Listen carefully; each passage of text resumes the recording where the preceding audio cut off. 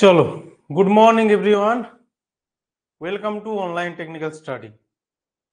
তো আজকে আমরা যেটা শুরু করছি সেটা হলো লোকাল গভর্নমেন্ট বা লোকাল সেলফ গভর্নমেন্ট, অর্থাৎ গ্রাম পঞ্চায়েত এবং মিউনিসিপ্যালিটি নিয়ে। গ্রাম পঞ্চায়েতের এক্সামগুলোর জন্য এটা একটা খুব ইম্পর্ট্যান্ট টপিক। গ্রাম পঞ্চায়েতের বিষয় হোক বা মিউনিসিপ্যালিটির বিষয় হোক, এছাড়া বিভিন্ন যে আরো এক্সাম আছে সেটার জন্য ইন্ডিয়ান পলিটির একটা গুরুত্বপূর্ণ এটা একটা topic, gram panchayat and municipalities, local self government নিয়ে আজকের আমাদের ক্লাস হবে। গুড মর্নিং, ভালো আছি। সুমিত, ভালো আছো? চলো, Rupa good morning, Sumit good morning. চলো ক্লাসে জয়েন করতে থাকো। আমাদের তোমাদের এই গ্রাম পঞ্চায়েতের ব্যাচ ছাড়া আরো অনেকগুলো ব্যাচ তোমাদের চলছে এখানে। যেমন আমাদের আরআরবি জেইর ব্যাচ চলছে। আরআরবি জেই যে ভ্যাকেন্সিটা বেরিয়েছে সেই ভ্যাকেন্সি প্রিপারেশনের জন্য ব্যাচ আমাদের চলছে, যাতে তোমাদের কভার করা হবে নন টেকনিক্যাল সাবজেক্টগুলো যেটা সিবিটি ওয়ানে আছে, যেমন জেনারেল সায়েন্স, ম্যাথ এবং জেনারেল ইন্টেলিজেন্স এবং জিকে, এগুলো কভার করা হবে। উইকলি 5 ক্লাস টেস্ট থাকবে, class wise and weekly mock test থাকবে, ক্লাস নোটস দেওয়া হবে। নোটস দেওয়া হবে হার্ড কপি এবং সফট কপি দুভাবেই দেওয়া হবে। Digital board class, doubt clearing session থাকবে, অফলাইন ভিডিও ডাউনলোড থাকবে, বেসিক টু অ্যাডভান্স স্টাডি থাকবে, এক্সপিরিয়েন্স ফ্যাকাল্টি দ্বারা পড়ানো হবে। তো এগুলো আমাদের সব দেওয়া হবে। হার্ড কপি এবং সফট কপি বলতে পিডিএফও দেওয়া হবে এবং হার্ড কপি নোটসও এখান থেকে প্রোভাইড করা হবে। তো তোমাদের এখানে সিবিটি ওয়ানের কোর্স চলছে, যেটা আপাতত 3,500 টাকা যার ভ্যালু আছে, যে কোর্সটা পারচেস করতে পারো। এছাড়া আমাদের এনএস এর ব্যাচের জন্য নির্মাণ সহায়কের ব্যাচের কোর্স চলছে। এছাড়া ইন্টারভিউ গাইডেন্স, ডাব্লিউবিপিএসসি জেইর সমস্ত কিছু কোর্সগুলো এখানে চলছে। তো চলো আজকে আমরা শুরু করব লোকাল সেলফ গভর্নমেন্ট দিয়ে। তো প্রথমে আমরা যেটা দেখব সেটা হলো যে লোকাল সেলফ গভর্নমেন্ট, এটার কাহিনীটা কি। লোকাল সেলফ গভর্নমেন্টটা যখন ভারত স্বাধীন হয়, পরবর্তীকালে এটার একটা লোকাল সেলফ গভর্নমেন্টের একটা কাহিনী উঠে আসে। মহাত্মা গান্ধী বলেছিলেন তার প্রিন্সিপালে যে ভারতে যে ক্ষমতাটা সেটার বিকেন্দ্রীকরণ হওয়ার দরকার আছে, অর্থাৎ ডেমোক্রেটিক ডিসেন্ট্রালাইজেশনের কথা তিনি বলেছিলেন। এর উপর ভিত্তি করে ভারতে যখন সংবিধান রচিত হয় তখন directive principal of state policy, অর্থাৎ যেগুলো আইরিশ বা আয়ারল্যান্ডের কনস্টিটিউশন থেকে নেওয়া হয়েছিল, সেই ডিরেক্টিভ প্রিন্সিপাল অফ স্টেট পলিসিতে আর্টিকেল 40তে পঞ্চায়েত গঠনের কথা সেখানে বলা হয়েছিল। সেই জন্য সরকার একটা কমিটি গঠন করে, ভারত সরকার একটা কমিটির গঠন করে। জওহরলাল নেহরু সরকার যখন ছিলেন, কমিটিটার নাম ছিল বলবন্ত রায় মেহতা কমিটি। বলবন্ত রায় মেহতা কমিটি।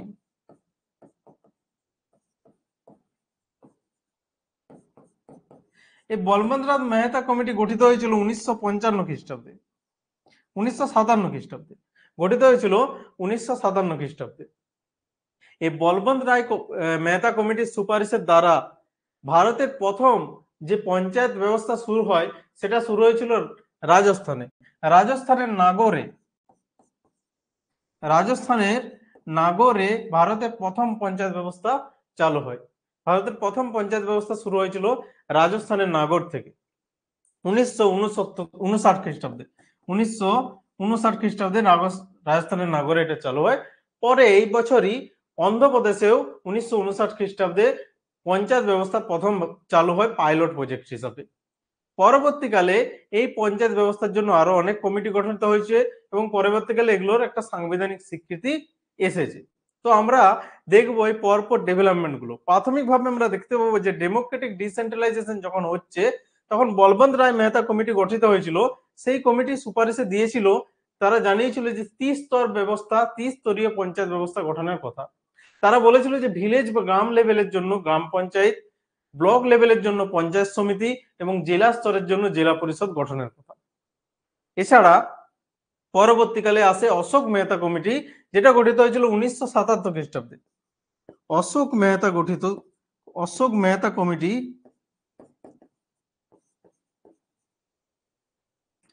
এটা গঠিত হয়েছিল 1977 খ্রিস্টাব্দে। এই কমিটি বিভিন্ন সুপারিশ দিয়েছিলেন। নগর পঞ্চায়েত গঠনের কথা বলেন, পঞ্চায়েতে রিজার্ভেশনের কথা বলা হয় এসসি এবং এসটি অর্থাৎ অনুন্নত পিছিয়ে পড়া জাতির জন্য রিজার্ভেশন, মহিলাদের জন্য রিজার্ভেশন, এসবের কথা বলা হয়। এরপর সিংঘি কমিটির দ্বারা এটাকে সাংবিধানিক স্বীকৃতির একটা প্রদান করা হয়। তো প্রথম ভারতের সাংবিধানিক স্বীকৃতি 1992 খ্রিস্টাব্দে দেওয়া হয়েছিল পঞ্চায়েতকে। সাংবিধানিক স্বীকৃতি দেওয়া হয়েছিল 73 নম্বর কনস্টিটিউশনাল অ্যামেন্ডমেন্ট দ্বারা। 73 নম্বর, সেগুলো সম্পর্কে সমস্ত কিছু চর্চা করব। তো ফার্স্ট আমরা এখানে দেখে নেব কিছু বিষয়। ফার্স্ট আমরা এখানে কিছু বিষয় দেখে নেব, চলো।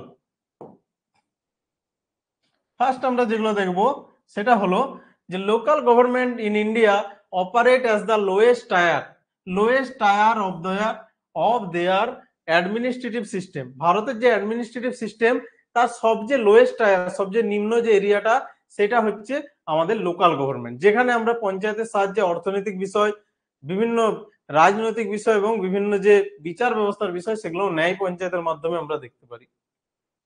Administrative system functioning to decentralization power and ensure governance at the grassroots level অর্থাৎ একদম প্রত্যন্ত এলাকায়, একদম গ্রামীণ এলাকায় যাতে ভারতের শাসন পদ্ধতি এগিয়ে যেতে পারে, তার জন্য এটাকে গঠন করা। It is classified into two main types, দুটো টাইপস এটাকে ক্লাসিফাইড করা হয়। নগর ব্যবস্থার জন্য আলাদা আর গ্রাম ব্যবস্থার জন্য আলাদা লোকাল সেলফ গভর্নমেন্টের কথা বলা হয়েছে। আমরা যদি লোকাল সেলফ গভর্নমেন্টের কথা জানি, তো এটা ব্রিটিশ আমল থেকেই চালু হয়ে আছে। লর্ড রিপন ভারতে প্রথম মিউনিসিপালিটির সূচনা করেন। মাদ্রাজ মিউনিসিপালিটি ভারতের প্রথম মিউনিসিপালিটি। মাদ্রাজে প্রথম মিউনিসিপালিটি তৈরি করেছিলেন লর্ড রিপনের সময়ে। তো চলো আমরা দেখবো নেক্সট যে জিনিসটা, তো দেখবো যে রুরাল লোকাল গভর্নমেন্ট অর্থাৎ পঞ্চায়েত রাজ সিস্টেম। পঞ্চায়েত রাজ সিস্টেম, প্রথমে এটা রুরালে আসবো। গ্রামীণ এলাকায় যে পঞ্চায়েতের রাজ সিস্টেম আছে সেগুলো সম্পর্কে আমরা দেখবো। প্রথমে আমরা দেখবো যে পঞ্চায়েতি রাজ ইনস্টিটিউশন আর the rural local governance body. Panchayati Raj institution আর দ্য লোকাল গভর্নেন্স বডি, অর্থাৎ এটা লোকাল গভর্নেন্স বডি, লোকাল এরিয়ার মানুষজন দ্বারা এটাকে পরিচালনা করা হয়। The system was institutionalized through the 73rd constitutional amendment। 73তম কনস্টিটিউশনাল অ্যামেন্ডমেন্ট এটার জন্য জারি করা হয়েছিল 1992 খ্রিস্টাব্দে। এই অ্যামেন্ডমেন্টের মাধ্যমে এটা সংবিধানের অন্তর্গত হয় পঞ্চায়েত রাজ সিস্টেমটা। 1992 খ্রিস্টাব্দে 73তম সংবিধান সংশোধনী আইন important, which provides a framework for decentralized governance in rural areas. This act has added a new part 9 ভারতের সংবিধানের part 9 two the constitution of India. তো পঞ্চায়েত ব্যবস্থার কথা বলা আছে ভারতের সংবিধানের ভাগ 9তে বা পার্ট 9-এ।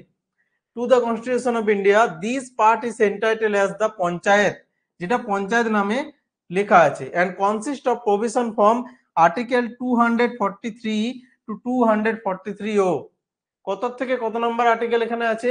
243 থেকে 243 ও পর্যন্ত আর্টিকেল এখানে বিস্তৃত আছে। তাহলে আমরা দেখতে পেলে যে পঞ্চায়েতের গঠন আমরা যদি দেখি, পঞ্চায়েত দেখলাম যে 9 পঞ্চায়েত আমরা দেখতে পেলাম 9 পঞ্চায়েতের আমরা কি দেখতে পেলাম 9, আর এই 9th নাম্বার পার্ট বা ভাগের সঙ্গে 243 থেকে 243 ও পর্যন্ত পঞ্চায়েতের পার্টগুলো আছে, যে পার্টগুলোয় বর্ণনা করা আছে কি 29টা সাবজেক্টের কথা বর্ণনা করা আছে, যেগুলো সম্পর্কে আমি তোমাদের বলছি। চলো দেখো, in addition the act has also added a new 11th schedule. 11 number schedule এখানে যোগ হয়েছে। ভারতের সংবিধানে কতগুলো শিডিউল আছে? ভারতের সংবিধানে 12টা শিডিউল আছে। ভারতের সংবিধানে 12টা শিডিউল আছে, তার মধ্যে 11 নম্বর শিডিউল কার কথা বলে? পঞ্চায়েত ব্যবস্থার কথা বলে। To the constitution, this schedule contain 29 functional item of the panchayat. It deals with article 243G। পঞ্চায়েতে কতগুলো সাবজেক্টের কথা বলা আছে? 29টা সাবজেক্টের উপর পঞ্চায়েতকে কাজ করতে হবে। এগুলো ইনস্ট্রাকশন দেওয়া আছে কোথা থেকে? 73 নম্বর যে পার্ট 9 243 থেকে 243 ও যে ধারাগুলো, সেখানে ইনস্ট্রাকশন দেওয়া আছে 29টা সাবজেক্টের কথা 11 শিডিউলে যেগুলো লেখা আছে। 243 জি আর্টিকেলে এগুলোর উল্লেখ পাওয়া যায়। তাহলে আমরা দেখতে পেলাম যে পঞ্চায়েত ব্যবস্থা সম্পর্কে কি কি ইম্পর্টেন্ট, যে 11 নম্বর শিডিউল পঞ্চায়েত ব্যবস্থার কথা বলে, পার্ট 9 বা 9 সংবিধানের পার্ট 9 পঞ্চায়েত ব্যবস্থার কথা বলে। 243 থেকে 243 ও পর্যন্ত আর্টিকেল পঞ্চায়েত ব্যবস্থার কথা বলে।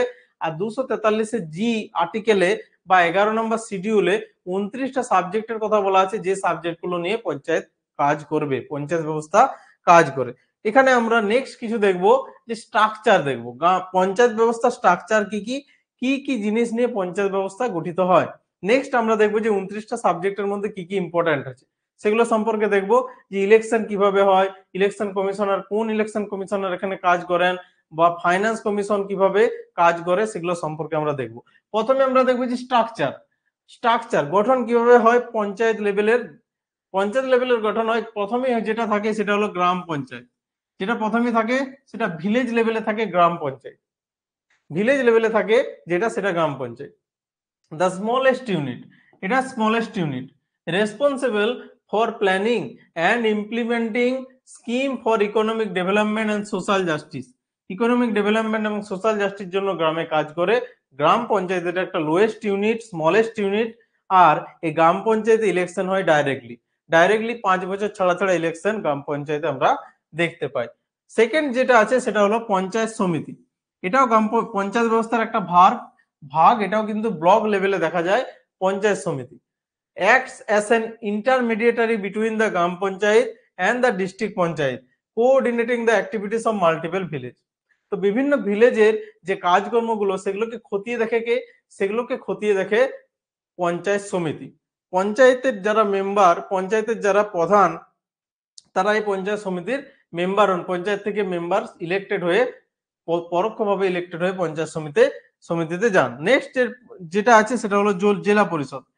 ডিস্ট্রিক্ট লেভেলে পঞ্চায়েতের যে ভাগটা থাকে সেটা হলো জেলা পরিষদ। The top tier in the rural governance, rural গভর্নেন্সের গ্রামীণ স্বায়ত্তশাসন সংস্থার সবচেয়ে উঁচু লেভেলে যেটা আছে সেটা হলো জেলা পরিষদ, which overseas and guides the entire district development project, যেটা পুরো ডিস্ট্রিক্টের ডেভেলপমেন্টের জন্য কাজ করে জেলা পরিষদ।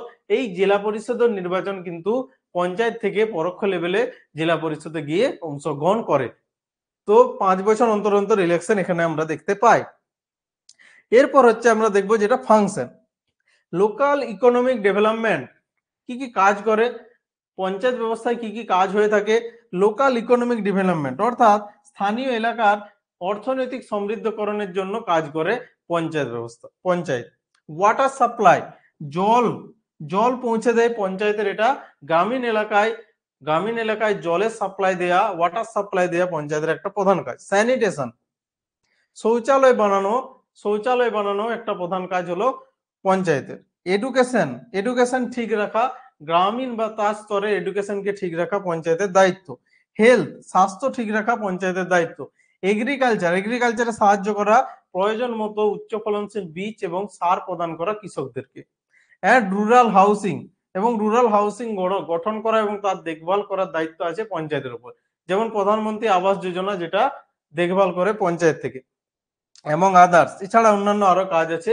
পঞ্চায়েত থেকে বিভিন্ন রকম প্রত্যক্ষ ট্যাক্সও নেওয়া হয়, আমরা যেগুলোকে টোল ট্যাক্স বলে থাকি, সেগুলো পঞ্চায়েত আদায় করে থাকে।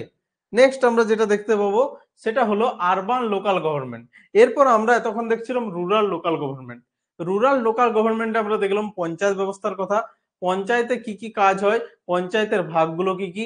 আরবান লোকাল গভর্নমেন্টও সেভাবে একই রকম ভাগ আছে, অর্থাৎ শহরের জীবন প্রণালীকে নিয়ন্ত্রণ করার জন্য শহরেও কিন্তু একটা স্থানীয় স্বায়ত্তশাসন বডি আছে। সেই বডিগুলো কি কি আমরা দেখবো। প্রথমে আমরা দেখতে পাচ্ছি যে urban local government operate through municipal bodies. Urban local government operates through municipal bodies empowered by the 74th constitutional amendment act 1992। 73তম কনস্টিটিউশনাল অ্যামেন্ডমেন্ট অ্যাক্ট দ্বারা গ্রাম পঞ্চায়েত গঠিত হয়েছিল, আর 74তম কনস্টিটিউশনাল অ্যামেন্ডমেন্ট অ্যাক্ট দ্বারা মিউনিসিপ্যালিটিস গঠিত হয়েছিল।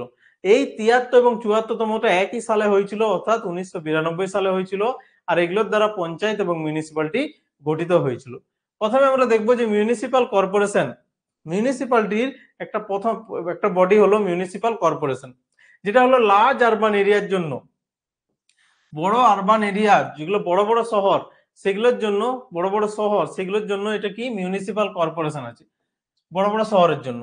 আর governed by the municipal corporation, they have elected representative and are responsible for service like water supply, waste management, public health and urban planning.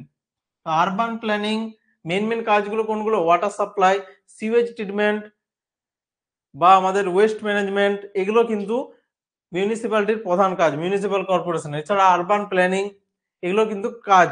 Urban planning এর মাধ্যমে কিভাবে কোথায় কতটা বাড়ি নির্মাণ করা হবে, কোন জায়গায় বাড়ি নির্মাণ করা চলবে, কোথায় চলবে না, এই সমস্ত কিছু অর্ডার দিয়ে থাকে কি? Municipal corporation. মিউনিসিপাল কাউন্সিল, কর্পোরেশনের নিচে যেটা আছে সেই বডিটা মিউনিসিপাল কাউন্সিল।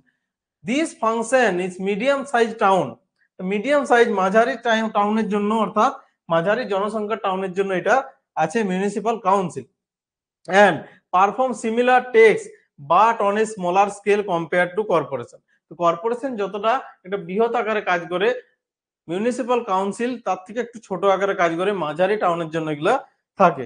এরপর আছে নগর পঞ্চায়েত, ছোট ছোট টাউন যেগুলো মোটামুটি গ্রাম থেকে শহরে পরিণত হয়েছে, ভিলেজ থেকে টাউনে ট্রান্সফার হয়েছে যাদের, তাদের এখানে নগর পঞ্চায়েত আমরা দেখতে পাই। The transitional area that are moving from rural to urban area and require governance for basic amenities and planning. Rural থেকে আরবান এরিয়া যেগুলো গেছে তাদের জন্য নগর পঞ্চায়েতের গঠন আমরা দেখতে পাই। তো নগর panchayat, municipal corporation and municipal council, অর্থাৎ মিউনিসিপাল কাউন্সিল, মিউনিসিপাল কর্পোরেশন আর নগর পঞ্চায়েত। কর্পোরেশন বড় শহরের জন্য, কাউন্সিল ছোট মাঝারি শহরের জন্য, আর একদম ছোট শহরের জন্য যেগুলো গ্রাম থেকে শহরে পরিণত হয়েছে তাদের জন্য নগর পঞ্চায়েত। এরপর আমরা নেক্সট দেখবো যেটা, সেটা হলো যে আরবান লোকাল গভর্নমেন্টের কথা আমরা কোথায় জানতে পারি। যেমন রুরাল লোকাল গভর্নমেন্টের কথা আমরা জানতে পারলাম ৭৩তম কনস্টিটিউশনাল অ্যামেন্ডমেন্ট, যেটা ১৯৯২ খ্রিস্টাব্দে হয়েছিল, যেটা কি করেছিল? পার্ট 9 যোগ করেছিল সংবিধানের। পার্ট 9 ২৪৩ থেকে ২৪৩ এর ও পর্যন্ত আর্টিকেল এখানে ছিল। আর 11 নম্বর শিডিউল হলো 11 নম্বর, সেখানে 29টা সাবজেক্ট যোগ হয়েছিল কোথায়? গ্রাম পঞ্চায়েতে। এরপর আমরা দেখব যে আরবান লোকাল গভর্নমেন্টের ধারাগুলো কি কি। আরবান লোকাল গভর্নমেন্টে যে ধারাগুলো আছে সেগুলো আমরা দেখব। প্রথমে আমরা দেখতে পাচ্ছি যে ৭৪তম অ্যামেন্ডমেন্ট, ৭৩তম অ্যামেন্ডমেন্ট কোথায় হয়েছিল? ৭৩তম অ্যামেন্ডমেন্ট হয়েছিল ৭৩তম অ্যামেন্ডমেন্ট কোথায় হয়েছিল? ৭৩তম অ্যামেন্ডমেন্ট হয়েছিল পঞ্চায়েতে। ৭৪তম অ্যামেন্ডমেন্ট কোথায় হলো? ৭৪তম অ্যামেন্ডমেন্ট হলো মিউনিসিপ্যালিটিতে। The 74th Amendment Act pertaining to urban local government was passed during the regime of P.V. Narasimha Rao. P.V. Narasimha Rao তখন সরকারে ছিলেন যখন ১৯৯২ খ্রিস্টাব্দ। Government in 1992. It came into force on 1st June 1993. তো ১৯৯২ খ্রিস্টাব্দে যখন PV. Narasimha রাও আছেন তখন এই আইনগুলো এসেছিল। তখন এই ৭৩তম কনস্টিটিউশনাল অ্যামেন্ডমেন্ট বা ৭৪তম কনস্টিটিউশনাল অ্যামেন্ডমেন্ট এগুলো এসেছিল। এই সময় একটা অর্থনীতির ক্ষেত্রে বিশেষ পরিবর্তন হয়। এনইপি বা নিউ ইকোনমিক পলিসি এসেছিল।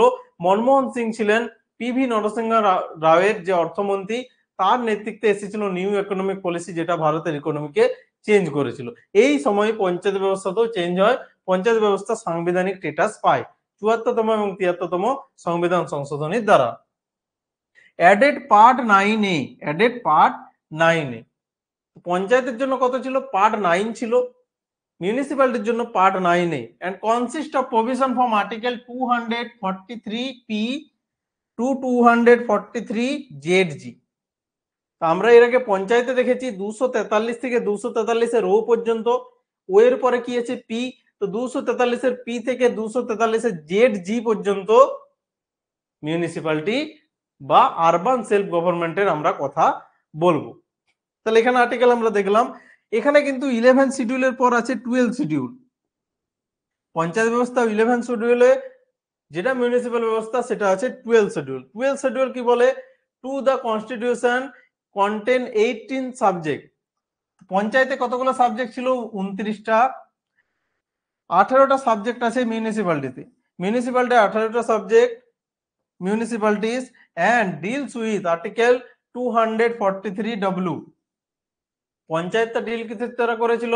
243G দ্বারা। 243 এর জি দ্বারা 11 নম্বর কনস্টিটিউশনাল অ্যামেন্ডমেন্টে 29টা সাবজেক্টের কথা বলেছিল পঞ্চায়েত। 243 ডাব্লিউ দ্বারা 12 নম্বর শিডিউলে 18টা সাবজেক্ট আছে মিউনিসিপ্যালিটির, 18টা সাবজেক্ট আছে মিউনিসিপ্যালিটি। তো এখানে আমরা দেখতে পেলাম যে আরবান লোকাল গভর্নমেন্টের কাহিনী, আরবান লোকাল গভর্নমেন্টের কাহিনী। নেক্সট আমরা যেটা দেখব, নেক্সট আমরা যেখানে দেখবো যে কি features of local governance in India, local গভর্নমেন্টের উদ্দেশ্য কি, কি ফিচার্স কি, কি জন্য লোকাল গভর্নমেন্ট ভারতে চালু করা হয়েছিল, সেগুলো সম্পর্কে আমরা ডিটেলস এখানে চর্চা করব। ফার্স্ট আমরা যেটা দেখব যে ডেমোক্রেটিক ইলেকশন। প্রথমেই ভারত হলো একটা ডেমোক্রেটিক দেশ, তো যখন ডেমোক্রেটিক ডিসেন্ট্রালাইজেশন করা হচ্ছে, অর্থাৎ কেন্দ্র থেকে কোনো একটা শক্তিকে লোকাল এরিয়াতে ট্রান্সফার করা হচ্ছে, তখন সেখানেও কোনো লোকাল ইলেকশন করার প্রয়োজন থাকে। এই জন্য ডাইরেক্ট ইলেকশন এখানে চালু করা হয়। তো ডেমোক্রেটিক ইলেকশন এখানে চালু করা হয়। তো local government representative are elected by the people ensuring that decision making power rest in the hands of the citizen. সিটিজেনের আন্ডারে বা জনগণের আন্ডারে এই পাওয়ারটা থাকবে, কিভাবে তারা ইলেক্ট করবে সে সমস্ত ব্যক্তিদের যারা গ্রাম পঞ্চায়েত বা মিউনিসিপ্যালিটিস এর আন্ডারে কাজ করবে। এটা হলো প্রধান provision, main provision. Devolution of power, local government are vested with the authority to plan, implement and monitor various development project. তো বিভিন্ন অথরিটিস আছে এখানে বিভিন্ন রকম প্ল্যান করার জন্য, প্রজেক্টকে ইমপ্লিমেন্টেশন করার জন্য, সেগুলো থাকবে জেলা পরিষদ এবং পঞ্চায়েত সমিতির লেভেলে। Reservation of marginalise group, marginalise group পিছিয়ে পড়া গ্রুপের জন্য রিজার্ভেশন পঞ্চায়েত ব্যবস্থার একটা গুরুত্বপূর্ণ অঙ্গ, যেহেতু এটা ভারতের সংবিধানের একটা গুরুত্বপূর্ণ অঙ্গ। তো এখানে আমরা কি বলতে চাইছি যে there are provision for the reservation of seats for schedule caste, schedule tribe and women, ensuring inclusivity in government. গভর্নমেন্টে ইনক্লুসিভিটি রাখার জন্য, বৈচিত্র্য রাখার জন্য বিভিন্ন রকম যে রিজার্ভেশন সেগুলো দেওয়া হয়েছে। শিডিউল কাস্টের জন্য সিট দেওয়া হয়েছে, শিডিউল ট্রাইবের জন্য সিট দেওয়া হয়েছে, এছাড়া মেয়েদের জন্য, মহিলাদের জন্য 1/3 সিট পঞ্চায়েতে বরাদ্দ করা আছে। 1/3 অর্থাৎ যদি তোমাদের 30টা টোটাল সিট থাকে, তাহলে 10টা সিট মহিলাদের জন্য রাখতে হবে। 1/3 সিট মহিলাদের জন্য পঞ্চায়েতে ব্যবস্থা করা হয়েছে। এমনিতে পঞ্চায়েত ব্যবস্থায় টোটাল 5টা থেকে 31টা পর্যন্ত সিট থাকে, 5 থেকে 31টা সিট থাকে। পঞ্চায়েতে ইলেকশন লড়ার জন্য, ইলেকশনের ক্যান্ডিডেট হওয়ার জন্য মিনিমাম তোমার এজ হতে হবে 21 বছর। পঞ্চায়েতে ইলেকশন লড়ার জন্য মিনিমাম তোমার এজ হতে হবে 21 বছর। তুমি যদি বিধানসভা ইলেকশন লড়তে যাও, মিনিমাম তোমার এজ হতে হবে 25 বছর। তুমি যদি লোকসভা ইলেকশন লড়তে যাও, তাহলে তোমার মিনিমাম এজ হবে 25 বছর। আবার তুমি যদি রাষ্ট্রপতির জন্য ইলেকশন লড়তে চাও, তাহলে তোমার এজ হতে হবে 35 বছর। এভাবে ভারতে বিভিন্ন ইলেকশন লড়ার জন্য আলাদা আলাদা করে এজ নির্ধারণ করা আছে। তো পঞ্চায়েত ইলেকশন লড়তে যাওয়ার জন্য মিনিমাম এজ তোমার 21 বছর প্রয়োজন, অর্থাৎ 21 বছর হলে কেউ একজন প্রধান পদের জন্য ইলেকশন লড়তে পারে। তো আমরা দেখতে পাচ্ছি যে প্রধান ডাইরেক্টলি পঞ্চায়েতে নির্বাচন হয় না। পঞ্চায়েতে যারা নির্বাচিত হন তারা হলেন মেম্বার, এছাড়া ওয়ার্ডে যারা নির্বাচিত হন ওয়ার্ড মেম্বার থাকেন তারা। তো এইভাবে মেম্বারদের দ্বারা নির্বাচিত হয় প্রধান বা মিউনিসিপ্যালিটি চেয়ারম্যান। তো এইভাবে আমরা দেখতে পাবো এখানে সিস্টেমটা। নেক্সট আমরা পঞ্চায়েত ব্যবস্থা সম্পর্কে দেখবো যে স্টেট ফাইন্যান্স কমিশন এখানে কাজ করে। কি কাজ করে সেটা আমরা দেখব। পঞ্চায়েত ব্যবস্থাটা রাজ্য স্তরে এবং গ্রামীণ লেভেলে হয়ে থাকে, এই জন্য রাজ্যের যে ফাইন্যান্স কমিশন আছে সেখান থেকে যে ফান্ড সেটা অ্যালট করা হয় পঞ্চায়েতে। তো আমরা দেখবো to ensure the financial viability of local bodies, states are mandated to constitute finance commission. তো স্টেট কমিশন, ফাইন্যান্স কমিশন কাজ কি করে? স্টেট ফাইন্যান্স কমিশন কাজ করে পঞ্চায়েত ব্যবস্থার অর্থনীতিকে রেগুলেট করার জন্য। যেমন ন্যাশনাল ফাইন্যান্স কমিশন যে বা ফাইন্যান্স কমিশন অফ ইন্ডিয়া কি কাজ করে? সেন্ট্রাল এবং স্টেটের মধ্যে অর্থনৈতিক সম্পর্ককে স্থাপন করে, সেরকম স্টেট ফাইন্যান্স কমিশন পঞ্চায়েতগুলোর মধ্যে অর্থনৈতিক সম্পর্ককে স্থাপন করে। এভরি 5 ইয়ার, প্রতি 5 বছর ছেড়ে ছেড়ে এই ফাইন্যান্স কমিশনটা গড়ে ওঠে। যেমন ভাবে ফাইন্যান্স কমিশন অফ ইন্ডিয়াও প্রতি 5 বছর অন্তর অন্তর গড়ে ওঠে, ফাইন্যান্স কমিশন অফ স্টেট বা স্টেট ফাইন্যান্স কমিশনও 5 বছর ছেড়ে ছেড়ে গড়ে ওঠে। To recommended measure for improving the financial situation of local government, for improving the financial situation of local government. তো লোকাল গভর্নমেন্টের ফিনান্সিয়াল সিচুয়েশন ভালো করার জন্য স্টেট ফিনান্স কমিশন গঠিত হয় 5 বছর অন্তর অন্তর। The local government system in India strengthen democracy by involving local communities in governance. তো লোকাল কমিউনিটিকে গভর্নেন্সের মধ্যে আনে ডেমোক্রেটিকে শক্ত করে ভারতে এটা। Promoting decentralisation and addressing the unique needs of rural and urban area effectively. Rural এবং আরবান এরিয়া যে নিডগুলো আছে সেগুলো অ্যাড্রেস করার জন্য এই বডিগুলো খুব প্রয়োজন, যেগুলো গ্রাম পঞ্চায়েত হোক বা মিউনিসিপ্যালিটিস হোক, এই বডিগুলো আমাদের খুব প্রয়োজন হয়। তো এখানে আমরা দেখতে পেলাম যে কি ফিচার্স কিছু পঞ্চায়েত এবং আমাদের মিউনিসিপ্যালিটির বা local government in rural and local government in আরবানে যেগুলো হয় সেগুলো আমরা দেখতে পেলাম। এরপর আমরা যদি দেখতে যাই যে ভারতে প্রথম যে মিউনিসিপ্যালিটি গঠিত হয়েছিল সেটা হয়েছিল মাদ্রাজ এরিয়া। যেটা পশ্চিমবঙ্গে প্রথম মিউনিসিপ্যালিটি গঠিত হয় সেটা হলো হুগলির উত্তরপাড়া। আর যে মিউনিসিপাল কর্পোরেশন সেটা খুব প্রাচীন, কলকাতার মিউনিসিপাল কর্পোরেশন পশ্চিমবঙ্গের সবচেয়ে পুরনো মিউনিসিপাল কর্পোরেশন হলো পশ্চিমবঙ্গের কলকাতা। তাহলে আমরা এখানে দেখতে পাচ্ছি যে local government in West Bengal. এরপর আমরা দেখবো, এতটা আমরা দেখলাম যে ন্যাশনাল লেভেলে কিভাবে হয়, এবার ওয়েস্ট বেঙ্গল বা পশ্চিমবঙ্গের লোকাল গভর্নেন্স সম্পর্কে আমরা কিছু দেখে নেব। চলো ফার্স্ট আমরা যেটা দেখতে পাচ্ছি যে West Bengal local government structure mirror the overall framework of India's decentralized governance with two main systems, rural and urban local governance. প্রথমে যেটা রুরাল, দ্বিতীয় যেটা আরবান লোকাল গভর্নেন্স। রুরাল এরিয়ায় গ্রাম পঞ্চায়েত, আরবান এরিয়ায় মিউনিসিপ্যালিটিস, এগুলো নিয়ে গঠিত হয়। This system operate under the directive provided by the Indian constitution 73rd and 74th constitutional amendment. 73rd কিসের জন্য? গ্রাম পঞ্চায়েতের জন্য। 74th কিসের জন্য? মিউনিসিপ্যালিটির জন্য। But with specific variation tailored to the state unique social, economic and cultural context. Social, economic, cultural সমস্ত কিছু বিষয়টাকে দেখে কে?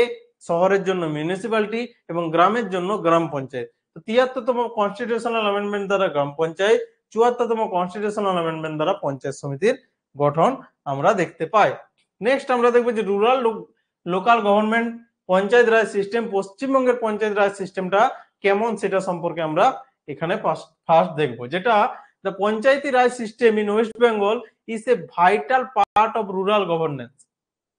অবশ্যই পশ্চিমবঙ্গের জন্য রুরাল গভর্নমেন্টের জন্য বা গ্রামীণ এরিয়ায় যে গভর্নেন্স চলে, শাসন চলে, তার জন্য গ্রাম পঞ্চায়েতটা খুব একটা প্রয়োজনীয় জায়গা। Aiming to promote inclusive development at the grass root level, একদম নিম্ন এরিয়ার যে গ্রাস রুট লেভেল সেখানে যে শাসন ব্যবস্থা চালানো হবে সেটার জন্য পঞ্চায়েতের প্রয়োজন। It operates on a 3 tier structure. পশ্চিমবঙ্গে কিন্তু পঞ্চায়েতের স্ট্রাকচার 3 টায়ার। 3 টায়ার অর্থাৎ কি? আমরা দেখতে পাবো যে 3 টায়ারে দেখতে পাবো পঞ্চায়েত, গ্রাম পঞ্চায়েত, পঞ্চায়েত সমিতি এবং জেলা পরিষদ। 3 টায়ার আমরা দেখতে পাবো। Similar to other state but has a distinct history of political and administrative reform. বিভিন্ন অ্যাডমিনিস্ট্রেটিভ রিফর্মের মাধ্যমে এই পঞ্চায়েত ব্যবস্থাটা বর্তমানে এসে পৌঁছেছে। দেখবো প্রথমে যে গ্রাম panchayat. At the village level, Gram Panchayat serve as the basic unit of governance. They are responsible for implementing development scheme related to rural infrastructure, public health, education and social welfare. এই সব জিনিসগুলোর জন্য গ্রাম পঞ্চায়েত দায়ী। তারা এই সব জিনিসের জন্য কাজ করে লোকাল লেভেলে। পশ্চিমবঙ্গের লোকাল লেভেলে এরা এইসব জিনিসের জন্য কাজ করে। নেক্সট যেটা দেখতে পাচ্ছি পঞ্চায়েত সমিতি, এটা থাকে ব্লক লেভেলে। at the block level panchayat samitis coordinate the work of gram panchayat and link village level governance with district level planning. District লেভেলে জেলা পরিষদ থেকে যে প্ল্যানিং গুলো হয় সেগুলোকে ইমপ্লিমেন্ট করার জন্য পঞ্চায়েত সমিতির দ্বারা, বিভিন্ন পঞ্চায়েত দ্বারা সেগুলোকে ইমপ্লিমেন্ট করা হয়। পঞ্চায়েত সমিতি সেখানে হেল্প করে। আর পঞ্চায়েত সমিতি হলো ব্লক লেভেলের একটা পঞ্চায়েতের সংস্থা। নেক্সট জেলা পরিষদ, the highest tyre of rural local governance. Highest tyre অর্থাৎ রুরাল লোকাল গভর্নমেন্টের সবচেয়ে উঁচু পদ যেটা, সেটা হলো জেলা পরিষদ। অর্থাৎ জেলা লেভেলে এটা থাকে, শুধুমাত্র প্ল্যানিং বানায় আর তারাই প্ল্যানিং গুলো ইমপ্লিমেন্টেশন কোথায় ঘটায়? পঞ্চায়েত লেভেলে। জেলা পরিষদ oversees the monitor of overall development. তো কি করে মনিটর করে? তারা শুধু নিয়ন্ত্রণ করে। program across district, ensuring better coordination between block and village level authorities. ব্লকের সঙ্গে ভিলেজ লেভেল অথরিটিস যোগাযোগটা যাতে ভালোভাবে সম্পর্ক স্থাপিত হয় সেটার উপর লক্ষ্য রাখে কারা, সেটার উপর লক্ষ্য রাখে জেলা পরিষদ। এটা কিন্তু পশ্চিমবঙ্গের 3টে টায়ার পঞ্চায়েত ব্যবস্থা আমরা দেখলাম। প্রথম টায়ারটা যেটা একদম নিম্ন এরিয়ায় অবস্থিত সেটা হলো গ্রামীণ অঞ্চলে গ্রাম পঞ্চায়েত, ব্লক অঞ্চলে পঞ্চায়েত সমিতি এবং জেলা পরিষদ হলো আমাদের কোন অঞ্চলে, জেলা অঞ্চলে। তো গ্রামের যিনি গ্রাম পঞ্চায়েতের যিনি প্রধান তাকে প্রধানই বলা হয়, পঞ্চায়েত সমিতির যিনি প্রধান তাকে সভাপতি বলা হয়, সভাপতি। আর জেলা পরিষদের যিনি প্রধান তাকে সভাধিপতি বলা হয়, সভাধিপতি তাকে বলা হয়। ফাংশন কি, কাজ কি কি, পঞ্চায়েতের কাজ কি কি, লোকাল এরিয়াতে পঞ্চায়েতের কাজ। This bodies work on rural development, গ্রামীণ এরিয়ার ডেভেলপমেন্টে কাজ করে এনারা। Initiative such as agricultural improvement, গ্রামীণ এরিয়ায় এগ্রিকালচার প্রধান, ভারতের প্রধান যে জীবিকা সেটাই হলো কৃষিকাজ, আর গ্রামীণ মানুষের প্রধান জীবিকা সেটাও কৃষিকাজ। তো এগ্রিকালচার ইমপ্রুভমেন্টের জন্য কাজ করে। রুরাল স্যানিটেশন, রুরাল স্যানিটেশন অর্থাৎ স্বচ্ছ ভারত, স্বচ্ছ ভারতের উদ্দেশ্যে এটা কাজ করে। হেলথ কেয়ার, স্বাস্থ্য ব্যবস্থার জন্য গ্রাম পঞ্চায়েত কাজ করে। হাউসিং, বাড়ি বানানো, এন্ড ইনফ্রাস্ট্রাকচার ডেভেলপমেন্ট, বিভিন্ন আলাদা যে ইনফ্রাস্ট্রাকচার গুলো আছে সেগুলো বানানোর জন্য গ্রাম পঞ্চায়েত সেখানে কাজ করে। ইলুমিনেটিং করার জন্য রাস্তাকে, বিভিন্ন রকম কাজ পঞ্চায়েত থেকে আমরা দেখতে পাই। নেক্সট আমরা যেটা পাচ্ছি আরবান লোকাল গভর্নমেন্ট। তো পঞ্চায়েত লেভেলে, গ্রাম পঞ্চায়েত লেভেলে আমরা কিছু গভর্নমেন্টের কাহিনী আমরা দেখলাম। এরপর আমরা দেখবো আরবান লোকাল গভর্নমেন্ট কি, অর্থাৎ শহর এলাকায় যে গভর্নমেন্টটা গড়ে ওঠে তাদের কাজ আমরা এখানে দেখবো। ফার্স্ট যেটা দেখতে পাচ্ছি, West Bengal urban local governance operates through municipal bodies. Municipal bodies দ্বারা এগুলো অপারেট করা হয়, which are empowered by West Bengal municipal act 1993। তো 1993 খ্রিস্টাব্দে, 1992 খ্রিস্টাব্দে 74তম অ্যামেন্ডমেন্ট দ্বারা মিউনিসিপ্যালিটির গঠনের কথা বলা হয়। 93 খ্রিস্টাব্দে পশ্চিমবঙ্গে আইন আসে municipality act, municipal act, West Bengal municipal act and the West Bengal municipal corporation act 2006। Municipal corporation act আসে 2006 সালে। তো 1993 খ্রিস্টাব্দে মিউনিসিপাল অ্যাক্ট এবং মিউনিসিপাল কর্পোরেশন অ্যাক্ট 2006 সালে পশ্চিমবঙ্গে আসে। মিউনিসিপাল কর্পোরেশন এখানে আমরা দেখতে পাচ্ছি যে একদম বড় বড় সিটি লেভেলে যেগুলো আছে, লার্জার সিটি, লার্জ সিটির জন্য municipal corporation such as Kolkata, Howrah, Asansol, এগুলো মিউনিসিপাল কর্পোরেশন দ্বারা শাসিত হয়। This bodies are responsible for urban planning, civic amenities, water supply, sanitation and road. তো শহরের যে কাজগুলো, মিউনিসিপ্যালিটির যে কাজগুলো তার মধ্যে প্রধান হচ্ছে আরবান প্ল্যানিং, শহরে থাকার জন্য কিভাবে বাড়ি বানাতে হবে, কোন দিকে কিভাবে রাস্তা বানাতে হবে, নর্দমা বানাতে হবে, এগুলোর জন্য প্ল্যানিং এর প্রয়োজন, নির্দিষ্ট প্ল্যানিং এর প্রয়োজন। তো প্রধান কাজ মিউনিসিপ্যালিটির যেটা হলো urban planning. Civic amenities, civic amenities অর্থাৎ জনগণের যে সাধারণ নিডস সেগুলো পূরণ করা, সিভেজ ব্যবস্থা, বিভিন্ন রকম যে নিডস গুলো থাকে সেগুলো পূরণ করা কিন্তু কর্তব্য মিউনিসিপ্যালিটির। এছাড়া ওয়াটার সাপ্লাই, যেটা অন্য একটা কর্তব্য, বিভিন্ন শহরের বিভিন্ন প্রান্তে প্রান্তে ওয়াটারকে পৌঁছে দেয়া। এছাড়া স্যানিটেশন, স্যানিটেশন শৌচালয় ব্যবস্থা, রোডস, শহরের বিভিন্ন রোডসকে একটা রাস্তা থেকে আরেকটা রাস্তাকে কানেক্ট করা, বড় রাস্তাগুলোর সাথে ছোট ছোট রাস্তাগুলোকে কানেক্ট করা, ভালো রোড ব্যবস্থা গঠন করা এদের কাজ। এছাড়া public health, education and municipal service like waste management. Waste management কিন্তু মিউনিসিপাল সার্ভিসের একটা প্রধান কাজ। সিওয়েজ সিস্টেম হোক, মিউনিসিপাল যে ওয়েস্ট ম্যানেজমেন্ট হোক, সেগুলো মিউনিসিপাল কর্পোরেশন বা মিউনিসিপ্যালিটির প্রধান কাজ। নেক্সট আমরা দেখতে পাবো যে মিউনিসিপ্যালিটিস, এখানে আমরা মিউনিসিপাল কর্পোরেশন দেখলাম বড় নগরের জন্য, ছোট নগরের জন্য কি আছে, ছোট শহরের জন্য মিউনিসিপ্যালিটিস আছে। Smaller towns and urban areas are govern by municipalities. Smaller town and urban area are govern by municipality. They function similarly to municipal corporation but operate on a small scale. Smaller scale, এটা ছোট শহর, medium শহরের জন্য এটাকে রাখা হয় মিউনিসিপ্যালিটিকে। কর্পোরেশনের যিনি অধিকর্তা, কর্পোরেশনের যিনি হেড, তাকে আমরা মেয়র বলে থাকি। কর্পোরেশনের যিনি হেড তাকে আমরা মেয়র বলে থাকি। নেক্সট আমরা যেটা দেখতে পাচ্ছি যে নগর panchayat, in semi urban area or transmitting area, নগর panchayat manage basic urban infrastructure development and public serving for growing population. নগর পঞ্চায়েত কোথার জন্য গঠিত হয়? গ্রাম থেকে শহরে যেগুলো ট্রান্সফার হচ্ছে সেই সব এরিয়ার লোকাল গভর্নমেন্টকে দেখার জন্য নগর পঞ্চায়েত গঠন করা হয়ে থাকে। নেক্সট আমরা এখানে যে যে জিনিসগুলো দেখবো সেটা হলো কি features of government in West Bengal. West বেঙ্গলে গভর্নমেন্ট চালানোর জন্য কি কি ফিচার্স লাগে, ইলেকশন কখন হয়, কারা এখানে যোগদান করতে পারবে, সমস্ত কিছু আমরা এখানে ডিটেলসে দেখবো। এগুলো খুব ইম্পর্টেন্ট, এই জায়গাটা খুব ইম্পর্টেন্ট। তো তোমরা দেখলেও মন দিয়ে দেখবে। Reservation for women and marginalize group, পঞ্চায়েতের জন্য রিজার্ভেশন এখানে দেয়া হয়েছে।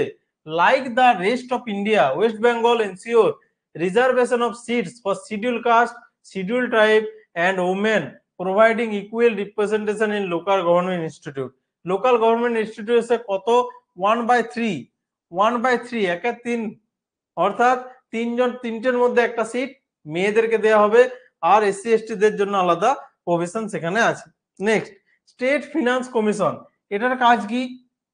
West Bengal has a finance commission that recommended measure to improve the financial resource of local bodies ensuring their sustainability. তো রিসোর্স দেওয়া হয়, ফিনান্সিয়াল ভাবে সাপোর্ট করা হয় পঞ্চায়েতকে স্টেট ফিনান্স কমিশন দ্বারা, যেটা 5 বছর ছাড়া ছাড়া গঠিত হয়। ডিসেন্ট্রালাইজেশন প্ল্যানিং, অর্থাৎ যে প্ল্যানিং গুলো বড় বড় রাজ্যের জন্য হচ্ছে সেই প্ল্যানিং গুলোকে আলাদা রেখে ছোট ছোট এরিয়ার জন্য আলাদা আলাদা প্ল্যানিং গঠন করা হয়, ডিসেন্ট্রালাইজ প্ল্যানিং।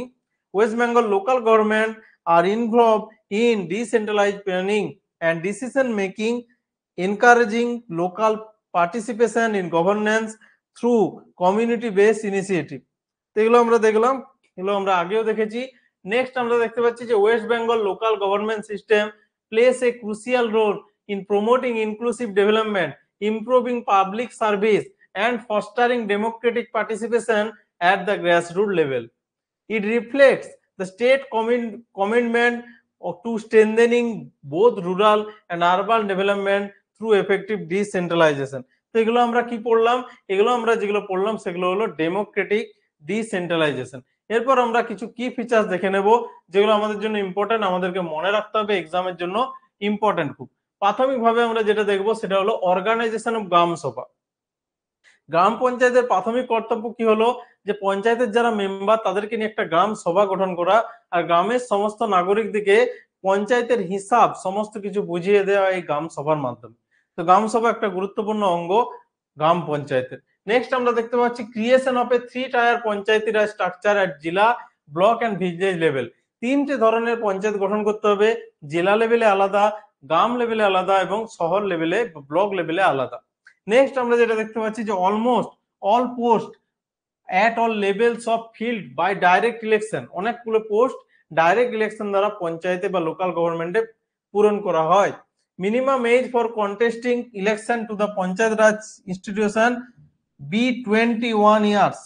21 বছর বয়স হলে তুমি পঞ্চায়েতের জন্য ইলেকশন লড়ার জন্য সুবিধা পাবে।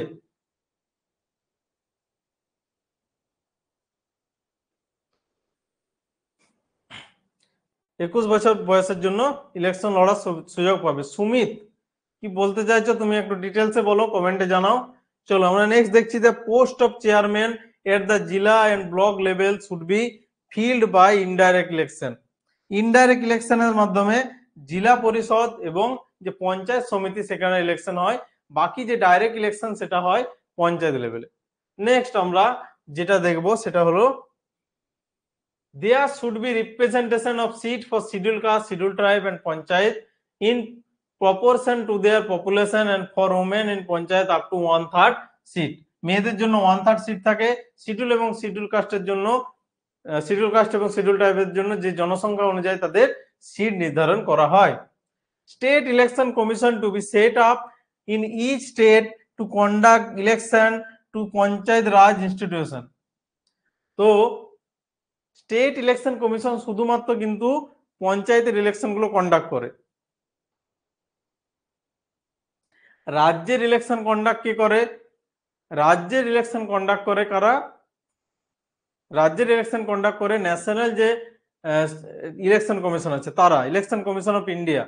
দেশের ইলেকশন কন্ডাক্ট করে ইলেকশন কমিশন অফ ইন্ডিয়া, কিন্তু যে পঞ্চায়েতগুলো আছে তাদের বা মিউনিসিপ্যালিটি আছে তাদের ইলেকশন কন্ডাক্ট করে কে? State election commission of India. State Election Commission of India.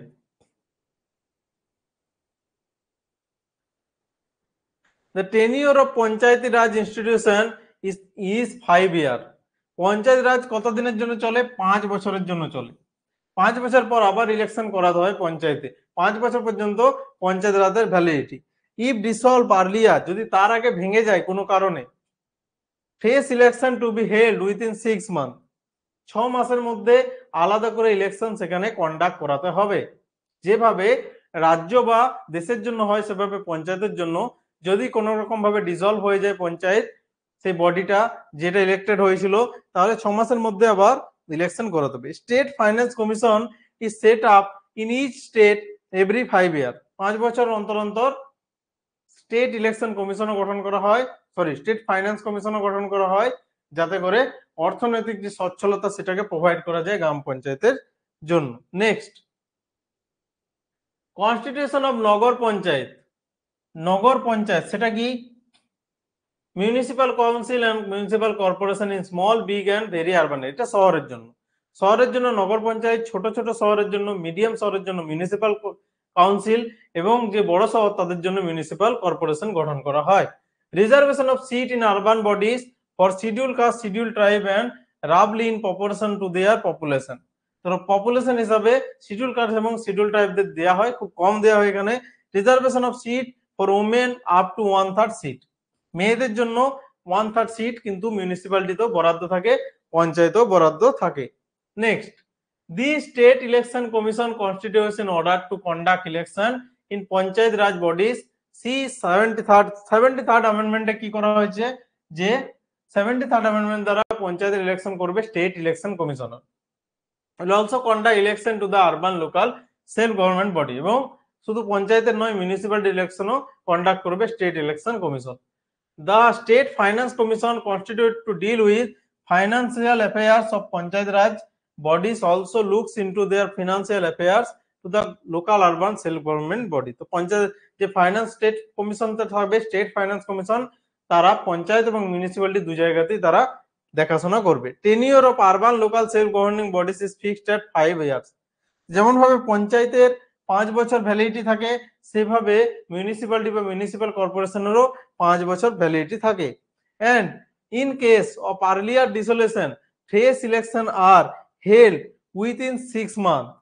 যদি এর আগে পঞ্চায়েত মিউনিসিপ্যালিটি ভেঙে পড়ে, তাহলে 6 মাসের মধ্যে আবার নতুন ইলেকশন সেখানে কন্ডাক্ট করাতে হবে। চলো নেক্সট আমরা যেটা দেখতে পাচ্ছি যে আমরা কিছু কোশ্চেন এখান থেকে প্র্যাকটিস করে নেব। তোমরা যারা আনসার গুলো পারবে আনসার দিও, বাকি আমি সমস্ত কিছু ডিসকাশন করে নেব। চলো দেখো, আমি তো তোমাদের চ্যাট প্রাইভেট করছি, তোমরা আনসার গুলো দেওয়ার চেষ্টা করো। চলো, ফার্স্ট কোশ্চেন বোর্ডের উপর দেখতে পাচ্ছ তোমরা, which constitutional amendment act introduce the Panchayati Raj system in India?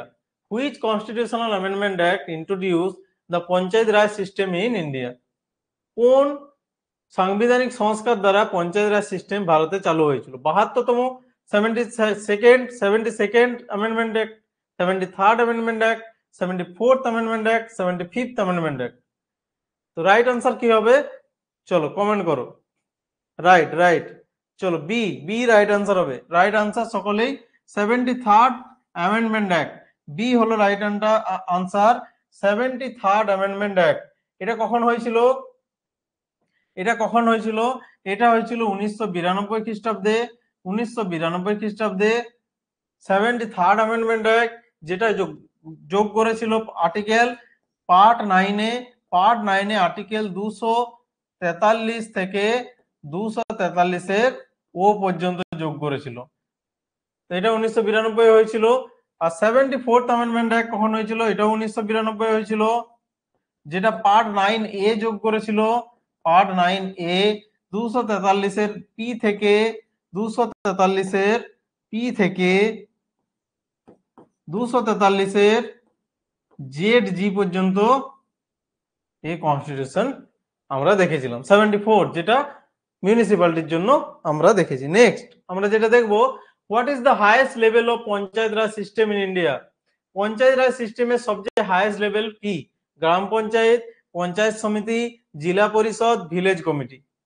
Panchayat raj সিস্টেমের সবচেয়ে হাইয়েস্ট লেভেল কি? কোশ্চেন নাম্বার 2 আনসার করো। কোশ্চেন নাম্বার 2, চলো রাইট আনসার কোশ্চেন নাম্বার 2 এর রাইট আনসার হলো সি, জেলা পরিষদ।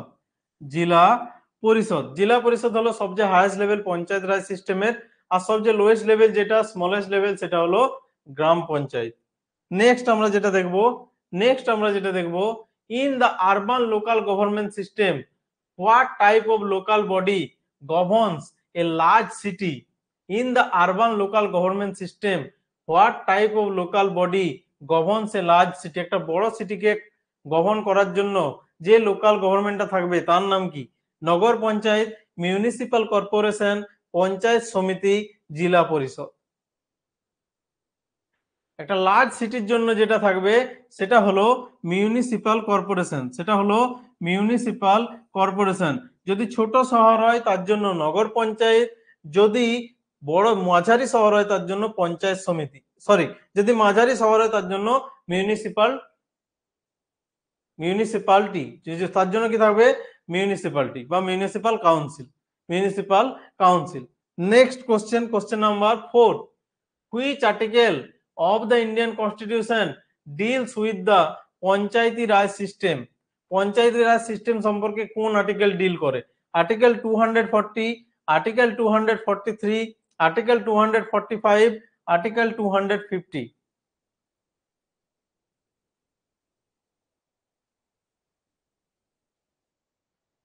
রাইট আনসার হবে আর্টিকেল 243।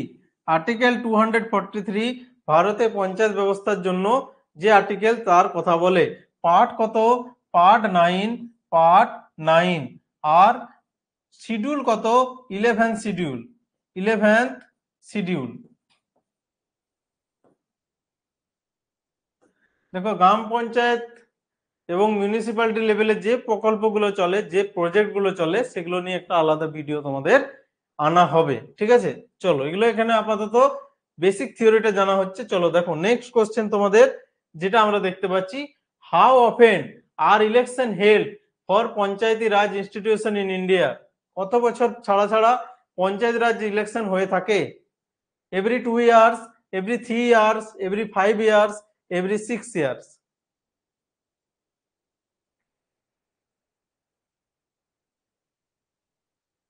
চলো রাইট আনসার হবে এভরি 5 ইয়ার। 5 বছর ছাড়া ছাড়া ভারতের সমস্ত ইলেকশন হয়ে থাকে 5 বছর ছাড়া ছাড়া। ভারতে প্রধানমন্ত্রীর জন্য যে ইলেকশন অর্থাৎ লোকসভার ইলেকশন, সেই জেনারেল ইলেকশন হয় 5 বছর ছাড়া। মুখ্যমন্ত্রীর জন্য যে ইলেকশন, সেই বিধানসভার ইলেকশনও হয় 5 বছর ছাড়া ছাড়া। পঞ্চায়েত লেভেলের যে ইলেকশন, সেই ইলেকশনও হয় 5 ইয়ার্স বা 5 বছর ছাড়া ছাড়া। Right answer C. Next, what is the main objective of the 74th Constitutional Amendment Act? What is the main objective of the 74th Constitutional Amendment Act? 74তম Constitutional Amendment Act এ কি বলা হয়েছিল বা তার উদ্দেশ্য কি ছিল? Empowering urban local bodies, establishing district council, implementing land reforms, strengthening the rural economy। 74th ভালো করে দেখবে, 74th অ্যামেন্ডমেন্ট কিসের জন্য এসেছিল? 74th অ্যামেন্ডমেন্ট এসেছিল আরবান এরিয়ার জন্য, শহরের জন্য, অর্থাৎ মিউনিসিপ্যালিটির জন্য এসেছিল। গ্রাম পঞ্চায়েতের জন্য এসেছিল 73rd, গ্রাম পঞ্চায়েতের জন্য এসেছিল 73rd, 74th এসেছিল কিসের জন্য? শহরের জন্য, মিউনিসিপ্যালিটির জন্য। তো empowering the urban local bodies. Next, which body is responsible for recommending measure to strengthen the financial of local government in India? Local গভর্নমেন্টকে ফিনান্সিয়ালি স্টেবল করার জন্য কোন বডি কাজ করে? বডিগুলোর নাম দেখো, central finance commission, planning commission, state finance commission, district planning committee.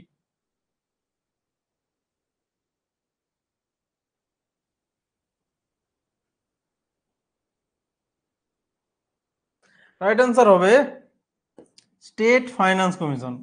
State finance commission কিন্তু স্ট্রেনদেন করার জন্য, ফিনান্সিয়ালি স্ট্রেনদেন করার জন্য লোকাল বডিগুলোকে কাজ করে। আর লোকাল বডির গ্রাম অঞ্চলের প্ল্যানিং তৈরি করে কারা? District planning committee.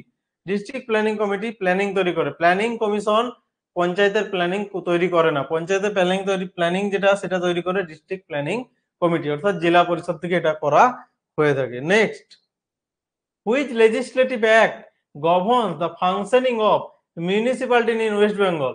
Municipality in West বেঙ্গলের যে লেজিসলেটিভ অ্যাক্টটা এসেছিল সেটা কোনটা? West Bengal panchayat raj act 1993, West Bengal municipal act 1993, West Bengal urban act 2001 and West Bengal civic act 2005। কমেন্টে জানাও। কোশ্চেন নাম্বার 8,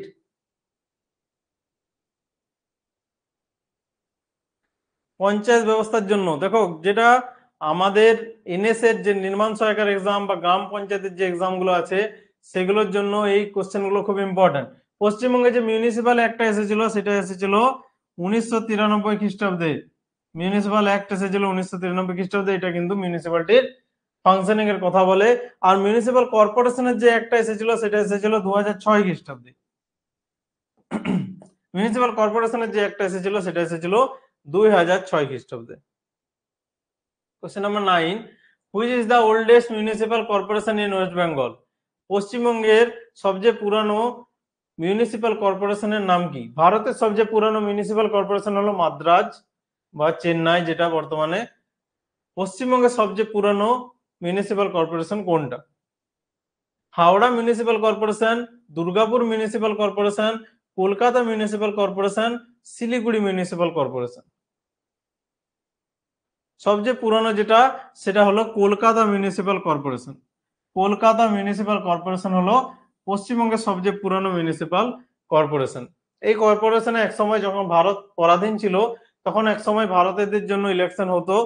পশ্চিমবঙ্গের মিউনিসিপাল কর্পোরেশনের একসময় মেয়র ছিলেন যিনি, তিনি ছিলেন দেশবন্ধু চিত্তরঞ্জন দাস। চিত্তরঞ্জন দাস যখন মেয়র ছিলেন তখন তার যিনি সহযোগী ছিলেন তিনি ছিলেন সুভাষচন্দ্র বোস। পরবর্তীকালে নেতাজি সুভাষচন্দ্র বোসও কলকাতার মেয়র রূপে তিনি দায়িত্ব গ্রহণ করেছিলেন। নেক্সট আমরা পরের কোশ্চেন যাব, question number 10। Question number 10, what is the main governing body of a city like Kolkata in West Bengal? কলকাতার মতো বড় শহরের জন্য ওয়েস্ট বেঙ্গলে কি ধরনের লোকাল গভর্নমেন্ট থাকবে? গ্রাম পঞ্চায়েত, জেলা পরিষদ, কলকাতা মিউনিসিপাল কর্পোরেশন না হাওড়া মিউনিসিপাল কর্পোরেশন? চলো, খুব ইজি কোশ্চেন, বলো কলকাতার জন্য ওয়েস্ট বেঙ্গলে কোন ধরনের লোকাল স্বায়ত্তশাসন বডি থাকবে? স্থানীয় স্বায়ত্তশাসন বডি কলকাতার জন্য থাকবে Kolkata municipal corporation. Kolkata municipal corporation.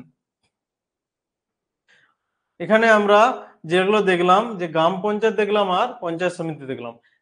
গ্রাম পঞ্চায়েত গঠনের কথা বলা ছিল 40 নম্বর আর্টিকেলে, যেখানে গ্রাম পঞ্চায়েত গঠনের কথা বলা হয়েছিল মহাত্মা গান্ধীর আদর্শের দ্বারা।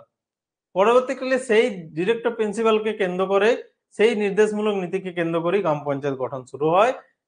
1992 খ্রিস্টাব্দে 73তম কনস্টিটিউশন অ্যামেন্ডমেন্ট দ্বারা এটা শুরু হয়। পার্ট 9 যোগ হয় কনস্টিটিউশনে, 243 থেকে 243 এর রো আর্টিকেল যোগ হয়, আর 29টা সাবজেক্ট যোগ হয় 11 নম্বর শিডিউলে। মিউনিসিপ্যালিটির ক্ষেত্রেও তাই। 1992 খ্রিস্টাব্দে 74তম অ্যামেন্ডমেন্ট অ্যাক্ট দ্বারা গঠিত হয়েছিল। 12 নম্বর শিডিউলে 18টা যে কাজ সেটা যোগ হয়েছিল সেখানে, আর সেখানে 243-এর পি থেকে 243-এর জেড জি পর্যন্ত ধারা সেখানে ছিল। এখানে আমরা কিছু 10টা কোশ্চেন এখানে আমরা দেখলাম। নেক্সট আমরা যেগুলো আমরা আলোচনা করব সেগুলো পঞ্চায়েত এবং বিভিন্ন যে এরিয়াগুলো আছে, মিউনিসিপ্যালিটি আছে, সেখানে কি কি প্রজেক্ট চলছে, কি কি প্রজেক্ট প্রকল্প চলছে, সমস্ত কিছু নিয়ে অন্যদিন আমরা একটা ভিডিওতে চর্চা করব। আমরা আজকে যেটা বলবো যে তোমাদের বিভিন্ন কোর্স এখানে চলছে। এনএসএফ ব্যাচের জন্য কোর্স চলছে, নির্মাণ সহায়কের জন্য এখানে চলছে, তোমাদের আরআরবি জেইর জন্য ব্যাচ চলছে, ইন্টারভিউ গাইডেন্স ডাব্লিউবিপিএসসি জেই যে ইন্টারভিউ, সেই ইন্টারভিউ গাইডেন্সের জন্য মক ইন্টারভিউর ক্লাস এখানে চলছে। সেই সঙ্গে এখানে ফাউন্ডেশন ব্যাচ, সমস্ত কোর্সের একটা মিলিত ফল ফাউন্ডেশন ব্যাচও চলছে। তো কেউ যদি তোমরা এই ব্যাচগুলো নিতে চাও তো তোমরা আমাদের অ্যাপ পাওয়া যায়, অ্যাপটায় তোমরা পেয়ে যাবে, সেই অ্যাপটা তোমরা পেয়ে যাবে গুগল প্লে স্টোর থেকে। অ্যাপটার নাম হলো online technical study. Online technical study. Technical study. এই অ্যাপটা তোমরা গুগলে সার্চ করলে পেয়ে যাবে। এখানে তোমরা কোর্সের ডিটেলগুলো সম্পর্কে জানতে পারবে। আর তোমাদের যদি কোনো রকম কোনো ইনফরমেশন প্রয়োজন হয় তাহলে সেই ইনফরমেশনগুলো পাবে আমাদের। তুমি এই নাম্বারে কল করতে পারো, হোয়াটসঅ্যাপ করতে পারো। তুমি এই নাম্বারে হোয়াটসঅ্যাপ করতে পারো। কোনো রকম কোর্সের যদি ডিটেলসের প্রয়োজন হয় তাহলে এই নাম্বারে তুমি হোয়াটসঅ্যাপ করতে পারো 8348201426। Thank you everyone. ক্লাসটা কেমন লাগছে অবশ্যই কমেন্ট বক্সে জানিও। নেক্সট ক্লাস তোমাদের শিডিউল করে দেওয়া হবে। তো চলো আজকের মতো ক্লাস এখানেই আমি শেষ করলাম।